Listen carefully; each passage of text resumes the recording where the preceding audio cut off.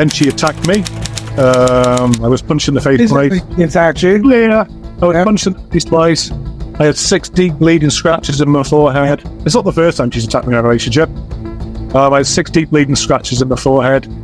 At the time, I was waiting for hernia operation, and she kicked me 4 times in my hernia. And I'm not proud of this. I've never laid a finger in 23 years, but in self-defense, I kicked in the side of the leg.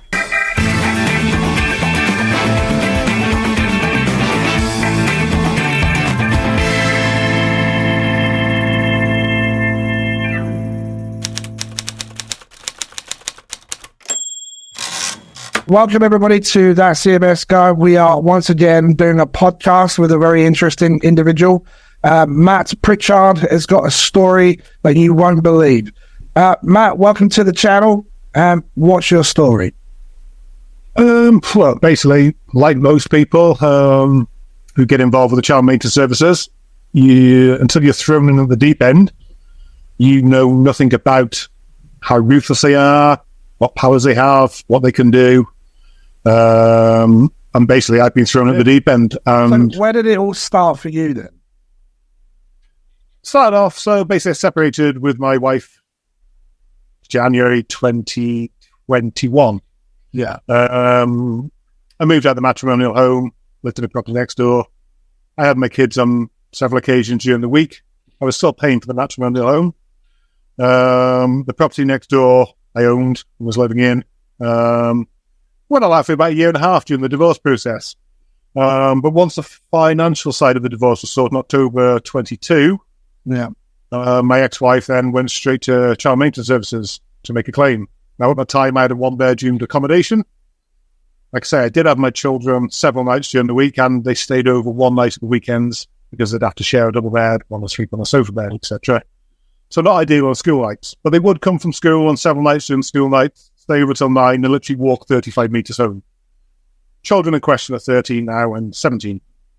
But like I say, as soon as the finances were sorted out of the divorce, she went straight to child maintenance services. So at that point, I cleared the double bed out of my accommodation, bunk beds in, and I slept on the sofa. So since that day, 31st of October 22, I have had my kids on a 50-50 basis, including day-to-day care. Me and my ex still live in the same town. We don't speak, we don't communicate. We live in the same town, we share the same doctors. The kids go to my dentist, the children are with me, then I deal with the schools, the dentists, the doctors, etc. I mean, they're old enough to come round and say, Dad, I've got a dentist appointment Thursday, can you take me? I'll take them. So it's been 50-50 split. But since then, I have been battling with the child maintenance services to get them to believe my side of the story. Unless there's a court order in place, or both parents can agree, they will believe the receiving parent. So what's the relationship like with you and your ex-partner, ex-wife? Oh, there is no relationship whatsoever. We do not communicate one little bit. There's been several incidents since the divorce. I mean, one of them at the moment I don't want to comment on too much. What was your relationship like when you were married then? Was it a happy home start? And what did it? Well, to be honest with you, I've been with my ex since I was 19. She was my first love. So I've been with her for 23 years. We had 3 children together, and I brought her son up since he was 1 with my own. Well, I'd say the last 10 years of our relationship haven't been the best. We kind of, every 2 years, she'd call it a day. Then we'd go to relationship counselling. We'd have 2 fantastic years. She'd call it a day again. Then we'd go to relationship counselling, 2 fantastic years. So the last 10 years, it's pretty much been like that. But we only got married a year prior to the relationship ending. She plotted and planned to marry with financial gain, effectively. So you like entrapment, basically. Yeah, basically. She ended the relationship October 2019 and sought legal advice this time. Never done that before. But I'm going to sought legal advice as well to see where I stood. We were still living together at that time, but we weren't really speaking other than messages, etc. Yeah. So I was pretty much told that she wasn't on my mortgage. She never paid a single utility bill, a single mortgage payment. We weren't married. At the time, I had an £80,000 4-bedroom house rental. I was told that would have been a more adequate settlement to house her and the children. Yeah. I presume she was pretty much sold the same legal advice as me, because then I received messages from her. If I was after your precious money, all I have to do is marry it. It's that simple. 3 weeks later, we're back together. as far as I was aware. It's just another one of these spats. We've been here the last 10 years. Then she asked me to marry her on her terms. We didn't tell anybody, parents, children. Nobody. She asked you to marry her. I'd always said I'd marry her, but then she asked me to marry her. And so 6 weeks later, we went to Gretna Green and got married. Did you feel like there was like a bit of a rush to do that? I didn't think about it at the time. At that time, I was just glad that we got through this rough patch again. Because like I say, she was my first love. I've been with her 23 years. As far as I was aware, that was my partner for life as such. Yeah. You have to be married for a year before you can file for divorce. And 1 year into our 1 year anniversary, we were sat in bed. And I remember these words prominently. She sat in bed and she said to me, "I'm the happiest I've ever been in my life. I've got everything I need." And then 2 weeks later, boom, called it a day. So she completely blindsided you? She called it a day. She'd had enough. We had a row. That's it. I've had enough. Then she moved into the spare room. Then she moved into the property next door we owned, which was empty. It was a holiday rental. At the time, it was empty. Things just spiraled from there, really. Just went downhill. I tried my best. We had a domestic one night in which lots of things went on. She did attack me. I forced my way into my own property. She attacked you. Are you able to talk about that? Yeah. I'd forced my way to my own property because that night we'd been communicating via messages, and she blocked me off all forms of communication. She switched WhatsApp off, wouldn't talk to me, wouldn't answer her phone. She had mental health issues in the past. She was on antidepressants at the time, going through the menopause. Safety. That can be very difficult for women, and we need to acknowledge that. Yeah. She refused to get help for that, though. She went to the doctors, and he did prescribe her with menopausal issues.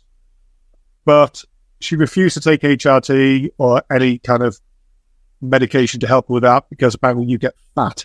Now, she was at the time a 9-stone ultramarathon runner. Not really going to get fat, but she refused. So the doctor just prescribed her double the amount of antidepressants she was on. Right. Okay. So she moved into property. Anyway, she blocked me off all forms of communication that night. I was concerned for her safety, obviously, because of her mental state as well. The property next door was in complete darkness. Now, I did use my key to force my way into the property as such, or open the property.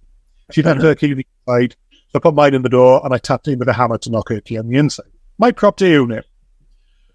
And then from there, she asked me to leave. I said, "I'm not going anywhere, just talk to me." "Why wouldn't you talk to me?" And it went on and on and on. Then she attacked me. I was punched in the face twice. She attacked you? Yeah. I was punched in the face twice. I had 6 deep bleeding scratches in my forehead. It's not the first time she's attacked me in a relationship. I had 6 deep bleeding scratches in my forehead. At the time, I was waiting for hernia operation, and she kicked me 4 times in my hernia. And I'm not proud of this. I've never laid a finger in 23 years, but in self-defense, I kicked her in the side of the leg. Now, she phoned the police. The police turned up, pointing 2 tasers at me, and being the man, I was arrested. I was back in the police car. I thought, that's it. My relationship's over. We're done. Game over. And then from there, I was released with a domestic violence protection order for 2 weeks by the police. So whilst all this was going on, what was going on for you on the inside there? How are you? Anxiety, regrets, a lot. My anxiety was through the roof anyway when she called the relationship. And she'd ended the relationship. But yeah, there was a lot going through my head, mainly stress and anxiety. Because it's a huge thing for a woman, for a man to have a woman attack them, isn't it?